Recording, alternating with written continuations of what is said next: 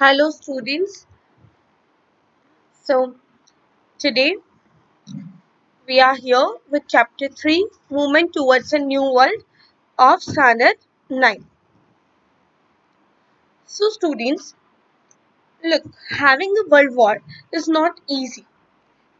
Like, कहना बहुत आसान है कि वर्ल्ड वॉर कर देंगे, युद्ध लड़ लेंगे, हमारी मिलिट्री स्ट्रांग है, हमारी फाइनेंशियल कंडीशन स्ट्रांग है, पर apart from all these things, apart from your strong military, apart from very strong financial condition, there are a lot more things which are getting affected. लोग mentally, physically, socially, economically पूरी तरीके से खत्म हो जाते हैं। एक किसी भी तरीके का अगर आप ये देखोगे किसी भी तरीके का जो वॉर्स वगैरह होते हैं तो उस चीज का असर होता है वो लंबे समय चलता है। उसका जो रिएक्शन होता है वो बहुत लंबे समय तक लोगों को अफेक्ट करता है।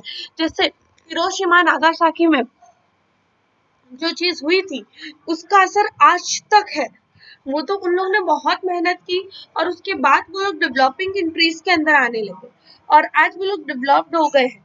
लेकिन आज भी उनके कुछ जनरेशंस है जो मेडिकल इश्यूज फॉलो करते हैं या मेडिकल इश्यूज होती है जो उन्हें आती है, कुछ रुकावटें होती है जो उन्हें अफेक्ट करती है, जिसका ऐसा कह सकते हैं कि उस वक्त जो हुआ था वो चीज को आज भी लोग सफर कर रहे हैं इतने सालों बाद भी। दूसरा कि सोशली अब वो लोग इतना आसानी से लोगों पे भरोसा नहीं कर सकते। ठीक है, तो उनके लिए सोसाइटी के साथ मिक्सअप होना बहुत मुश्किल हो जाता है।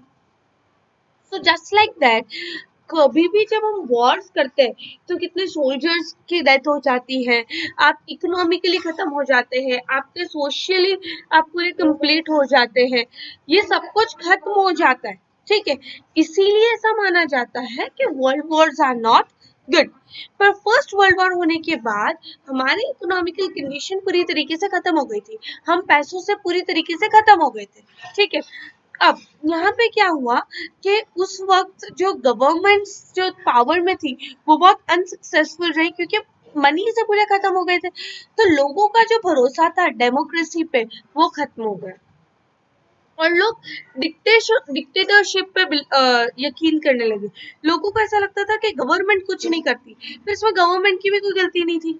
ठीक है, ठीक है, they were even facing a lot of problems क्योंकि the reason being was कि इकोनॉमिकली खत्म हो गए थे, पैसों से खत्म हो गए थे। ठीक है, तो लोगों का जो गवर्नमेंट के ऊपर जो भरोसा था वो खत्म होने लगा। फाइन, और लोग डिक्टेटरशिप खत्म शुरू होना शुरू हो गई। बहुत सारी कंट्रीज में डिक्टेटरशिप शुरू हो गया। डिक्टेटरशिप मतलब जहाँ पे एक ऐसी कंपनी एक ऐसी कंट्री जो डिक्टेटरशिप मतलब जैसे एक इंसान है, सिर्फ उसी के मुताबिक सब कुछ चल रहा है, not for the people by the people वाली चीज नहीं, डेमोक्रेसी जैसी नहीं। यहाँ पे क्या हो रहा है कि सिर्फ और सिर्फ वहां पे वो जो रूलर है, वो जो रूल कर रहा है उसी का हक चलेगा, उसी का रूल चलेगा, वो जैसा बोलेंगे बिल्कुल वैसा होगा। जबकि डेमोक्रेसी एक ऐसी गवर्नमेंट होती है जहाँ पे पूरी पॉपुलेशन और जो है वो एलिजिबल मेंबर्स ढूंढते हैं। गवर्नमेंट, हम हमारी गवर्नमेंट, डेमोक्रेसी में हम हमारी गवर्नमेंट खुद चूज करते हैं। ठीक है, और वी हैव पावर टू से। ओके, वेरेज डिक्टेटरशिप में ये होता नहीं है। इसका सबसे बड़ा एग्जाम्पल मैं आपको दूं ना तो एडोल्फ हिटलर। एडोल्फ हिटलर जो थे वो सब कुछ उनके मुताबिक चलता था, वो जैसा बोले वैसा, मतलब जैसा वो कहे वैसा ही फॉलो होगा। ठीक है, अब dictatorship of form of government एक ऐसा गवर्नमेंट होता है जहां पर हमारे जो रूलर होते हैं, जो रूल कर रहे होते हैं, सिर्फ और सिर्फ उनकी मर्जी के मुताबिक सब कुछ चलेगा। एक ऐसा फॉर्म ऑफ गवर्नमेंट जिसमें सिर्फ एक पर्सन या फिर कुछ ग्रुप ऑफ पर्सन ऐसा बोल सकते हैं जिनके पास पूरा पावर हो, सारे लिमिटेशंस वो तय करेंगे, सारे रूल्स रेगुलेशन वो तय करेंगे, सब कुछ उनके मुताबिक ही चलेगा, उसे हम बोलते हैं डिक्टेटरशिप। ओके,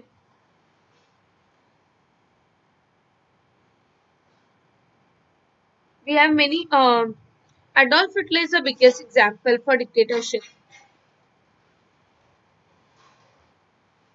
बेसिकली डिक्टेटरशिप क्या होती है स्टूडेंट्स? एक ऐसी जगह, एक ऐसा मिलिट्री डिक्टेटरशिप वो होती है जहाँ पे पूरा के पूरा जो अथॉरिटी होता है, जो पॉलिटिकल अथॉरिटी होता है, वो सिर्फ और सिर्फ कुछ लोगों के हाथ में होगा, जो कंट्री उनके मुताबिक चलाएंगे। उसके अलावा और कोई भी उसके बीच में, उनके रूल्स और रेगुलेशन के बीच में बोल सकता नहीं है। वो जैसा चाहेंगे, जो चाहेंगे वैसा ही फॉलो होगा। अलग अलग तरीके की डिक्टेटरशिप होती है, जैसे हाइब्रिड डिक्टेटरशिप होती है, मिलिट्री डिक्टेटरशिप होती है, मोनार्कीज होती है, पर्सनालिस्ट डिक्टेटरशिप होती है, सिंगल पार्टी डिक्टेटरशिप होती है। ऐसे अलग अलग तरीके की डिक्टेटरशिप फॉलो होता है। ठीक है। अफ्रीकन डिक्टेटर्स थे हमारे वहां पे, और भी बहुत सारे डिक्टेटर्स थे। अफगानिस्तान में जो अशरफ घानी अहमद जई है, वो अफगानिस्तान के प्रेसिडेंट है। ठीक है। फिर एक है क्या नाम उनका, सुल्तान हाजी वदाउल्ला ऑफ ब्रुनई में भी। फिर prime minister of Hun Sen of Cambodia, then president Jinping of China. ये सब लोग, ये है जो डिक्टेटरशिप फॉलो करते हैं, उनके मुताबिक सब कुछ चलता है। एमिर तमीम अल थानी ऑफ कतार, ये सब कंट्रीज ऐसी हैं जहाँ पे उनके मुताबिक चीजें चलती हैं। वो जैसा बोलेंगे, जो बोलेंगे वही चीजें फॉलो होगी, उसके अलावा कोई भी और चीज चलेगी नहीं। मतलब यहाँ पे उनके पास supreme authority, supreme decision powers है। ठीक है। That is basically dictatorship. I hope you would have understood what is dictatorship. Okay. अब क्या हुआ कि क्योंकि हमारी जो गवर्नमेंट थी उनके पास इतना पैसा नहीं था, तो लोगों का जो यकीन था डेमोक्रेसी पे वो धीरे धीरे उठ गया था। लोगों का डेमोक्रेसी से पूरा यकीन खत्म हो गया था। तो उस दौरान उन लोगों को डिक्टेटरशिप से काफी अटैचमेंट हो, उन्हें ऐसा लगा कि डिक्टेटरशिप सही रहेगी, डिक्टेटरशिप ही फॉलो करनी चाहिए। तो अब यहाँ पे let's study the following series of events in the respect. सबसे पहले हुआ फेसिज्म इन इटली। सबसे पहला हुआ फेसिज्म, जो इटली में शुरू हुआ। So what happened in first world war? Italy जो था वो विनिंग नेशन की साइड था, मतलब जो नेशंस ऐसे देश जो जीत रहे थे उनकी साइड था। और उन्होंने बहुत ज्यादा खर्चा किया। मतलब किसने खर्चा किया? इटली ने। ऐसा समझो कि $12 बिलियन का एक्सपेंडिचर मतलब खर्चा किया। कुछ 6 लाख सोल्जर्स इसमें गुजर गए, उन्होंने अपनी जान जो थी वो त्याग दी थी। ठीक है। लेकिन फिर भी जो विनिंग नेशंस थे उन्होंने टेरिटरीज को चूज किया और इटली को इग्नोर कर दिया, जिसकी वजह से इटली जो था उसे ये बात बहुत बुरी लगी। इटली को लगा कि ये तो हमें इग्नोर करके इन्होंने अच्छा नहीं किया, ये तो हमारे साथ बदतमीजी की इन लोगों ने, हमारे साथ अच्छा नहीं किया, हमारे साथ अन्याय हुआ है। ये चीज इटली के दिमाग में हो गई। अब इटली को कोई भी तरीके से बचाना था ऐसे सिचुएशन से। तो बेनिटो मुसोलिनी थे जिन्होंने फेसिस्ट पार्टी डेवलप की। कौन था? Benito Mussolini. इन्होंने कहा कि मैं बनाऊंगा पार्टी यहाँ पे। अब इन्होंने एक सिंबल लिया था इस पार्टी के लिए, फेसिज्म के लिए। वो था bundle of sticks and x. एक बंडल ऑफ स्टिक था, उसके साथ एक्स थी, जो बताता था a symbol of supremacy of the Roman emperor, कि रोमन एम्परर जो है उनकी कितनी सुप्रीमेसी है, उनका जो रोमन एम्परर्स है उनका टोटल पावर, उनका total supreme power you can say, वो बताता था। ठीक है। तो बंडल ऑफ स्टिक और एक्स क्या बताता है? Supreme power of Roman emperor. ठीक है। अब फेसिज्म जो था, उस वो जो वर्ड था वो आया था वर्ड फेसिस से, जिसका मतलब होता है absolute control of state on all things.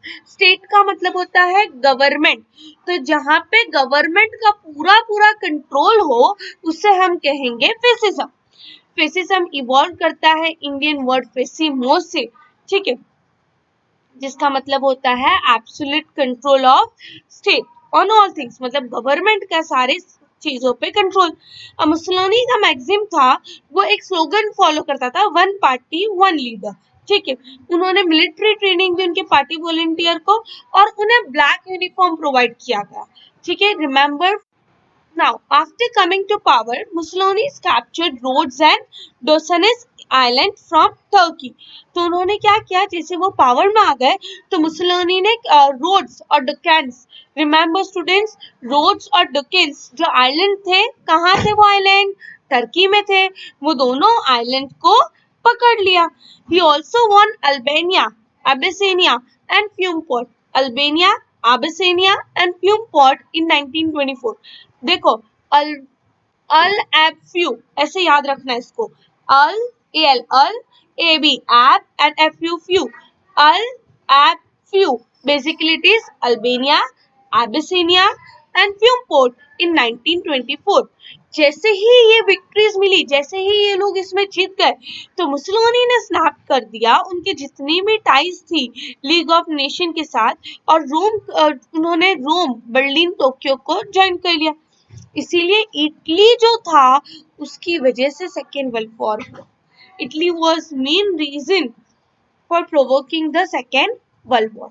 Okay, उन्हें गुस्सा क्यों आया, क्योंकि उन्होंने इतना एक्सपेंडिचर किया था, उन्होंने उनके इतने सारे सोल्जर्स की जान चली गई थी, फिर भी उन्हें चूज किया गया नहीं था, और विनिंग नेशन ने टेरिटरीज चूज की थी, जिसके बदले बेनिटो मुसोलिनी ने इटली को बचाने के लिए एक पार्टी ऑर्गेनाइज की, जिसका सिंबल रखा बंडल ऑफ स्टिक और एक्स, जिसका मतलब ये होता है कि रोमन एम्परर की सुप्रीमेसी है. ठीक है, अब इसमें जो ये जो वर्ड है फेसिमो, उसका मतलब ही ये होता है कि पूरा के पूरा कंट्रोल जो है वो गवर्नमेंट का रहेगा. ठीक है, उनका एक ही स्लोगन था, वन पार्टी वन लीडर. उसके अलावा उन्होंने मिलिट्री ट्रेनिंग दी, और उनके जो मेंबर्स थे जो इस पार्टी में इंक्लूडेड थे, उन्हें ब्लैक यूनिफॉर्म प्रोवाइड किया गया, और उन्होंने रोड्स और डोडेकेंस आइलैंड्स टर्की की कैप्चर करे, उसके ऊपर उन्होंने अपना हक जमा लिया, और उसके साथ साथ अल एब फ्यू that is Albania, Abyssinia and Fiume port in 1924 वो भी कैप्चर कर लिए. ठीक है, इस तरीके से इटली की वजह से सेकेंड वर्ल्ड वॉर का लाइट हुई, सेकेंड वर्ल्ड वॉर को प्रोवोक किया गया. I hope it is very much clear to you all. That was fascism in Italy. Then come Nazism in Germany. अब क्या हुआ, जर्मनी ने फर्स्ट वर्ल्ड वॉर हार चुका था. Germany had already lost that first world war. अब economically पैसों से वो भी खत्म हो गया था. पेरिस ने एक प्रोसेस शुरू किया था. So what happened at that time? Paris peace process had compelled Germany to sign the Treaty of Versailles. Treaty of Versailles जो था वो सबसे इम्पोर्टेंट था, क्योंकि वो एक पीस ट्रीटी था जो वर्ल्ड वॉर वन को खत्म करने के लिए था. ठीक है, बेसिकली वर्ल्ड वॉर वन जो चल रहा था वो था जर्मनी और जो उसके अलाइड पावर्स है उनके बीच. ठीक है, तो जर्मनी और वर्ल्ड वॉर अलाइड पावर्स के बीच में जो झगड़ा चल रहा था, उसके लिए, उसको पीस प्रोसेस करने के लिए और वर्ल्ड वॉर वन को खत्म करने के लिए ट्रीटी ऑफ वर्साइलेस निकाली गई. तो Paris peace process had compelled Germany to sign the treaty of Versailles. Now Germans जो थे वो बहुत एक्सट्रीम, बहुत गुस्से में आ गए कि ये तो हमारे साथ ज्यादती हुई है, ये तो हमारे साथ गलत हो गया. तो एडोल्फ हिटलर जो थे, उन्होंने national socialist German worker party join किया. कौन सा? National socialist German workers party. I repeat, national socialist German workers party. कौन से ईयर में? 1990 में. अब ये पार्टी जो थी उसे नाजी पार्टी के नाम से लोग जानने लगे. नाजी की फिलॉसफी ये थी कि वो इंक्लूड करता था नेशनलिज्म एंड सोशलिज्म. मतलब नेशनलिज्म मतलब देश के लिए, सोशलिज्म फॉर द सोसाइटी. एक बार हमारे जो जर्मन प्रेसिडेंट थे जिनका नाम था हिंडेनबर्ग, उनके गुजरने के बाद ये Hitler had already join this party. तो जब उसके जो प्रेसिडेंट थे हिंडेनबर्ग, उनके गुजरने के बाद हिटलर ने खुद ब खुद ही सोच लिया कि मैं इसका डिक्टेटर बनूंगा और मैं ये पोस्ट ले लूंगा. ठीक है, तो अब वहां पे से सब बात शुरू हुई कि हिटलर ने बहुत ही अग्रेसिव और बहुत ही स्ट्रॉन्ग और बहुत ही तेज और बहुत ज्यादा स्ट्रिक्ट रूल्स और रेगुलेशन बनाने लगे. नाजी के जो सोल्जर्स थे वो ब्लू कलर का यूनिफॉर्म पहनते थे, और उसके ऊपर रेड कलर की स्ट्रिप्स होती थी उनके शोल्डर पे. और स्वास्तिक, जो स्वास्तिक का देखो यहाँ पे नजर आएगा स्वास्तिक, ये सिंबल उनका होता था। हिटलर का ऑथोरिटेरियन और मिलिट्री नेचर जो था उसकी वजह से was obvious coming to the power, क्योंकि उनका नेचर ये था, हिटलर का नेचर ये था कि he was very authoritative as well as he was very militarist person. So वो चीज जो थी उसकी वजह से उनका पावर जो है वो बहुत स्ट्रांगली रूट्स लेने लगा। उनका मेन एम ये था कि जर्मनी मेजर पावर बन जाए, जर्मनी जो है उसका पावर बढ़ जाए। अब यहाँ पे जर्मनी रेस को प्यूरिफिकेशन करने के नाम पे उन्होंने ये कहा कि जर्मनी की जो रेस है उसको प्यूरिफाई करना बहुत जरूरी है। तो उसके नाम पे जो ज्यूइस और जो जिप्सीज थे और मेंटली चैलेंज पीपल थे उन्हें मारने लगे, उन्हें खत्म करने लगे। किन लोगों को खत्म करने लगा? Jewish, mentally challenge people and gypsies. Jewish are basically जो यहूदी जिसे बोलते हैं ना वो ज्यूइस होते हैं, और gypsies, gypsies are the people जिनका कोई परमानेंट लोकेशन नहीं होता रहने का, वो लोग कहीं पे भी घूमते रहते हैं। This are people which are known as gypsies. And mentally challenge people जो अपने दिमाग से कमजोर होते हैं ऐसे लोग, उन लोगों को खत्म करने की कोशिश की। किसने? एडोल्फ हिटलर ने। उन्होंने ये उनको कैसे मारते थे? वो ये कहता था कि जर्मन रेस को प्यूरिफाई करना है, जर्मन रेस को सफाई करनी है जर्मन रेस की। तो सेकेंड वर्ल्ड वॉर तक innumerable European Jews lost the lives, बहुत सारे ऐसे लोग थे जिन्होंने अपनी जान खो दी सेकेंड वर्ल्ड वॉर तक। इस प्रोसेस को हम बोलते हैं holocaust, basically it is known as genocide. Holocaust that is genocide. ठीक है। सो नाउ हिटलर का जो एक्सपेंशन था, जो मिलिट्री एक्सपेंशन था, वो दिन ब दिन बढ़ता जा रहा था, क्योंकि उनका रूल, मैंने पहले ही यहाँ पे बोला गया है कि उनका जो रूट्स है वो बहुत तेजी से अपनी जगह बनाने लगे थे, because he was very authoritative as well as he was very, उनका जो रूल था और जिस तरीके से वो अपना दबदबा जमाने जा रहे थे वो भी बहुत ज्यादा था, क्योंकि he had that leadership quality. ऐसा बोल सकते हैं कि वो लीडरशिप था कि भाई वो सबको लीड कर सकते हैं। ठीक है।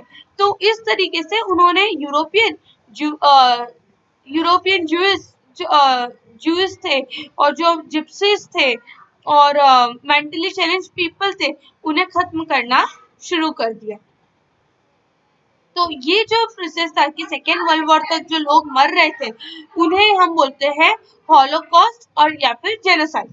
हिटलर का एक्सपेंशन यहीं से बढ़ता गया और आजू बाजू वाले जो देश थे उन्हें भी काफी तकलीफ होने लगी और फिर सेकेंड वर्ल्ड वॉर शुरू हो गया। ठीक है। तो क्या हुआ?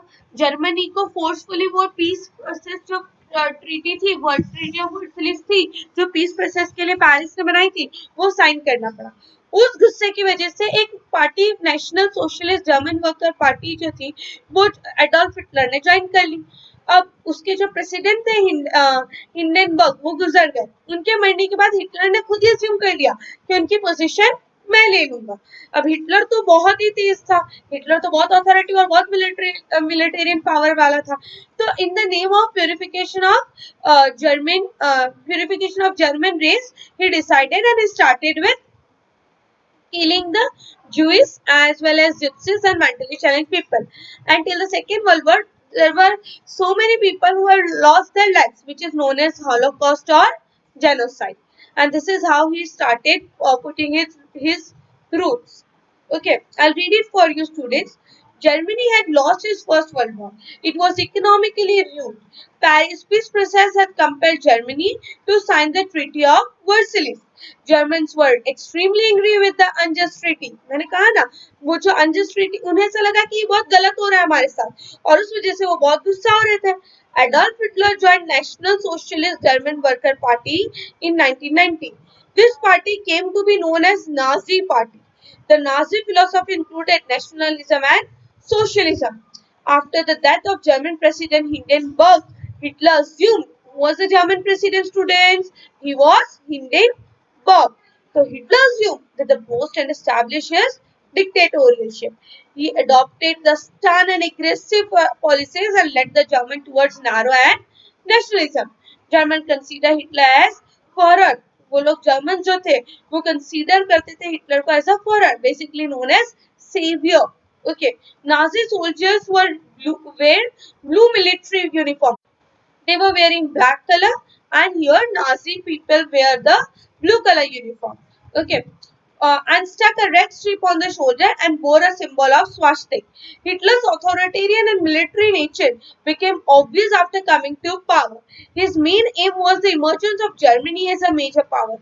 In the name of purification of German race, look students, what it is written? Germany as a major power, and in the name of purification of the German race, his policies were targeted exterminating Jews, gypsies and mentally challenged people. By the end of Second World War, innumerable European Jews lost their lives, which is known as Holocaust or genocide. Hitler's expansionism, military action against neighboring countries, and the policy of exterminating certain groups led to the Second World War and became an important reason for the same.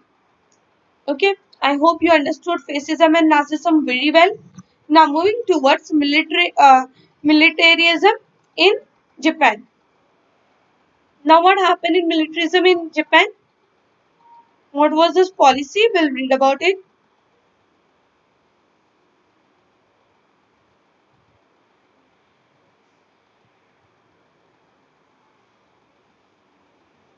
Now, I'll read it first and then I'll explain. According to Treaty of Versailles 1919, Japan did not get the benefit of province of China as expected. England and France distributed many regions of Germany between them. Japan was quite displeased with this. In 1921 to 22, Washington met Japan had to agree have only 35% of English and American naval force. Japan also had a vacant islands of Sakhalin and Siberia.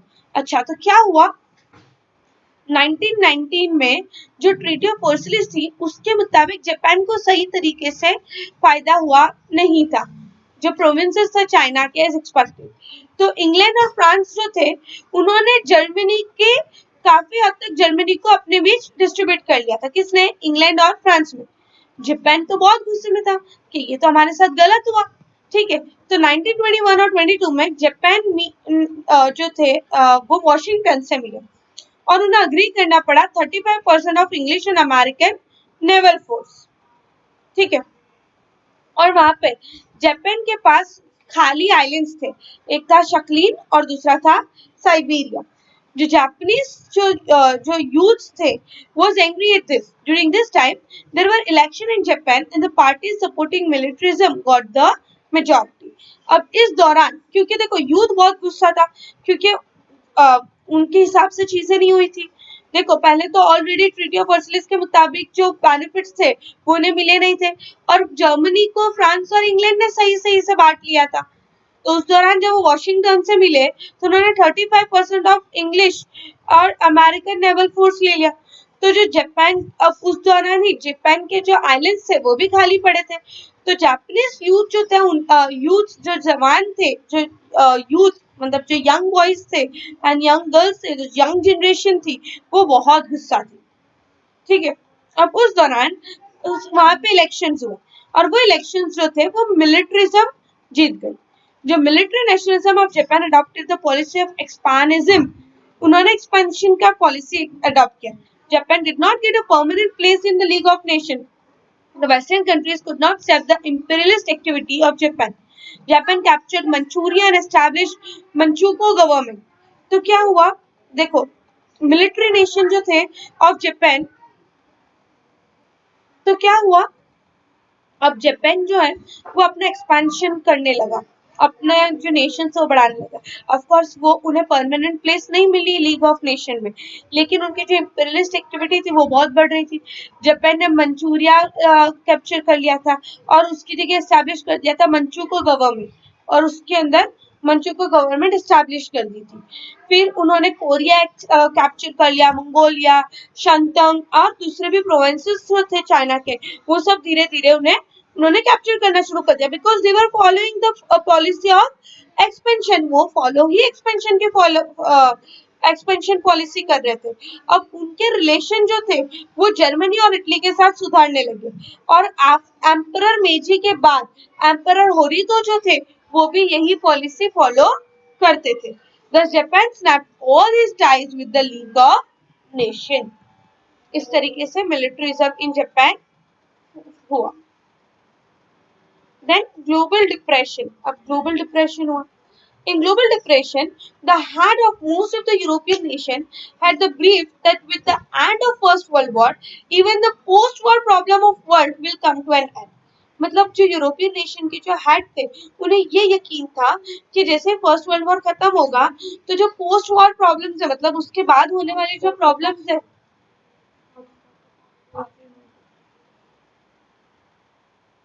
उसके बाद होने वाली जो problems है वो भी धीरे धीरे खत्म हो जाएगी।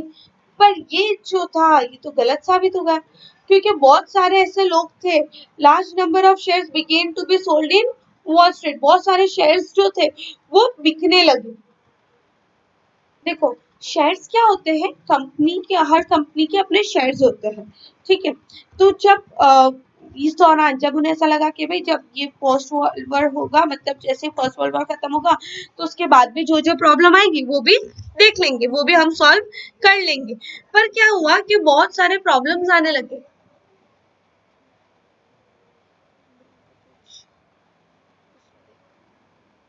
तो बहुत सारे ऐसे प्रॉब्लम्स थे जो आने लगे। उसमें सबसे इम्पोर्टेंट था कि भाई जो शेयर्स थे, कंपनीज के जो शेयर्स वगैरह होते हैं वो बिकने लगे थे। कहाँ पे? वॉल स्ट्रीट पे।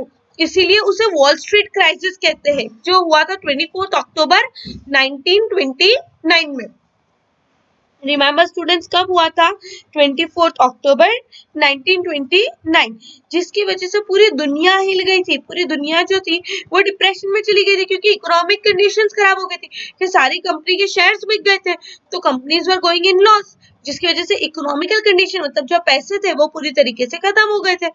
बहुत सारे ऐसे नेशन जो सुपर पावर्स थे जैसे ग्रेट ब्रिटेन, उन्हें भी अपनी पॉलिसीज जो थी वो सेक्रीफाइस करनी पड़ी, उन्हें अपने गोल्ड सेक्रीफाइस करने पड़े। उनकी जो करेंसी थी पाउंड, उसके अगेंस्ट जो था गोल्ड रिजर्व, वो सेक्रीफाइस कर देना पड़ा। देखो हमेशा याद रखो कि आपके पास जो पैसा है, जो मनी है स्टूडेंट्स, उसकी वैल्यू क्यों है, उसको क्यों वैल्यू किया जाता है, उसको क्यों अहमियत दी जाती है? क्योंकि उसके अगेंस्ट उतना गोल्ड, उतने रिजर्व्स रखे जाते हैं, इसीलिए उसकी उतनी वैल्यू होती है। तो जब ये बहुत ज्यादा डिप्रेशन हो गया क्योंकि सारे शेयर्स वगैरह बिक गए थे, तो जो बड़ी बड़ी कंट्रीज है उन्हें भी ये प्रॉब्लम फेस करनी पड़ी, और उसमें से एक कंट्री थी ग्रेट ब्रिटेन।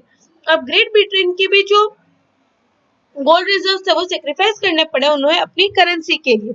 ये बाकी सारे नेशंस को भी बहुत अफेक्ट किया, और जो इंटरनेशनल ट्रेडिंग और इंडस्ट्रीज थी वो तो पूरी तरीके से खत्म होने लगी। अमेरिका ने भी बहुत स्ट्रिक्ट मेजर्स डाल दिए ग्लोबल ट्रेड की वजह से, और इस वजह से first world war 2 got started, क्योंकि सबको अपनी अपनी करेंसी बचानी थी ना। तो वो उस चक्कर में बहुत ज्यादा डिस्प्यूट्स होने लगे, इकोनॉमिकल डिस्प्यूट्स होने लगे, ठीक है, पैसों की वजह से डिस्प्यूट होने लगे, क्योंकि सब पैसों से खत्म हो चुके थे, और इस वजह से फर्स्ट वर्ल्ड वॉर के बाद सेकेंड वर्ल्ड वॉर हुआ। I'll read it for you. The Global Depression 1929-1932. The heads of most of the European nations had the belief that with the end of First World War, even the post-war problems of the world will come to an end. जैसे मैंने कहा ना कि उसके बाद जो जो problem होगी वो भी खत्म हो जाएगी. But this proved wrong. Suddenly, a large number of shares began to be sold in the Wall Street stock market, causing the stock market to crumble. This was called as a Wall Street crisis by the critics. उसे क्या कहते हैं? Wall street crisis, क्योंकि ये शुरू हुआ wall street पे से। It happened in 24th October 1929. The crisis shook the whole world and shattered the economic condition of nation, giving birth to Great Global Depression. Most of the nations of the world were affected by this. Even superpowers like Great Britain had to sacrifice its policies and keep gold reserves against its currency pound. This affected the other nations of the world and international trade and industry. Prosperous nations like America also had imposed strict measures and global trade was reduced to half. मतलब पूरा जो global trade वाला जो idea था वो पूरा खत्म हो गया. Thus World War II started getting a outline. I hope students you understood it well. Next class will start with World War II and its factors. Okay. Thank you so much. Have a good day.